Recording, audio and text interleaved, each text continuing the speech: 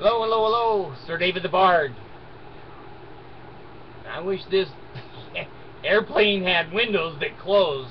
I'm on my way to the Philippines, and it's 31 hours by a regular aircraft. I'm on a barge. You can be a while. So anyway, I just wanted to leave a note here while I'm still alive. I have an article here from the church's rag publication called The Deseret News. And I'm sorry, the wind is just...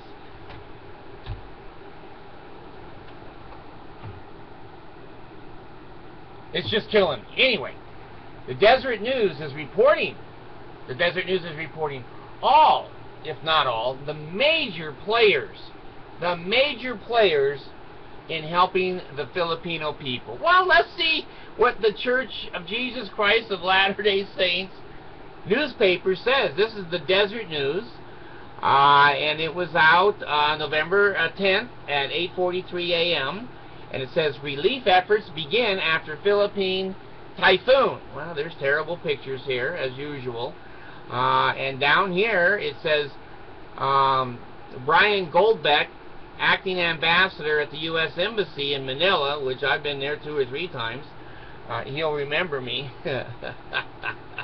issued a disaster declaration to provide an immediate $100,000 for relief efforts. Officials from the U.S. Agency of International Developments are deployed around the country to monitor the damage. Now here's the big other charities working to provide relief in the Philippines include, here's the list: United Nations World Food Program, $2 million. UNICEF, 66 tons of emergency supplies. Red Cross, we all know what they do. Unbelievable, great charity. Catholic Relief Services, Catholic Social Services, World Vision, and the American Jewish Joint Distribution Committee.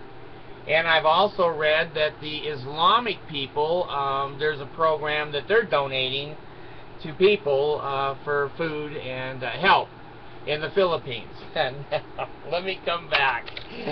I tell you, the wind out here is bad. It's bad. It's blowing my hair. Anyway, I don't remember seeing the Mormon church on there. The Mormons say they're always the first in their little yellow vest. Their asses were blown out to sea. Those yellow vests are in China Sea somewhere, in the China Sea. Anyway, they say one thing, they do another. All image.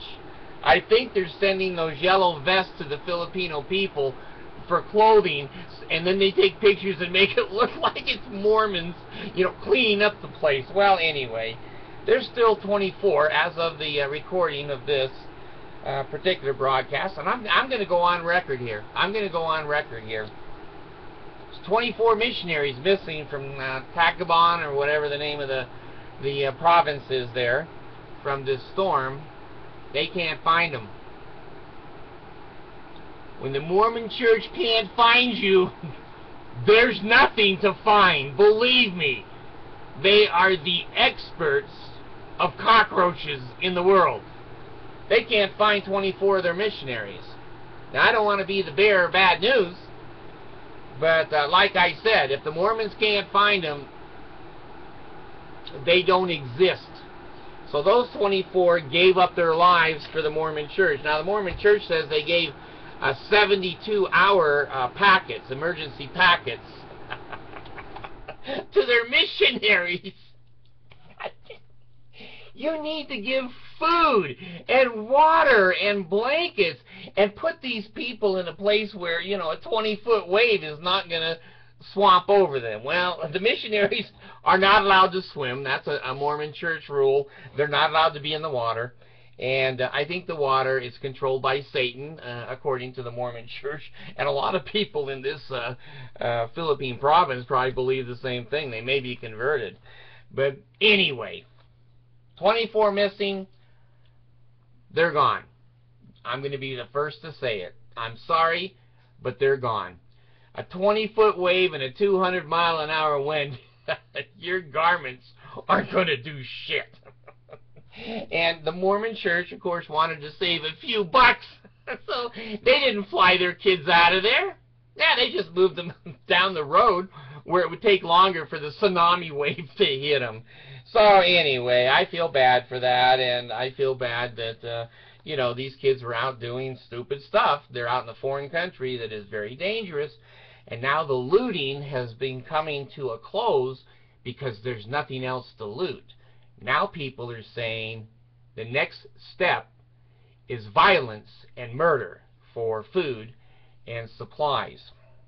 So I don't know, maybe you could throw a Book of Mormon to a few of them. I don't know what they do with it. They have no house, no food, no clothing, and 20 or 30 members of their family are gone. And this may be a turning point for the Mormon Church, that they are not protecting their missionaries.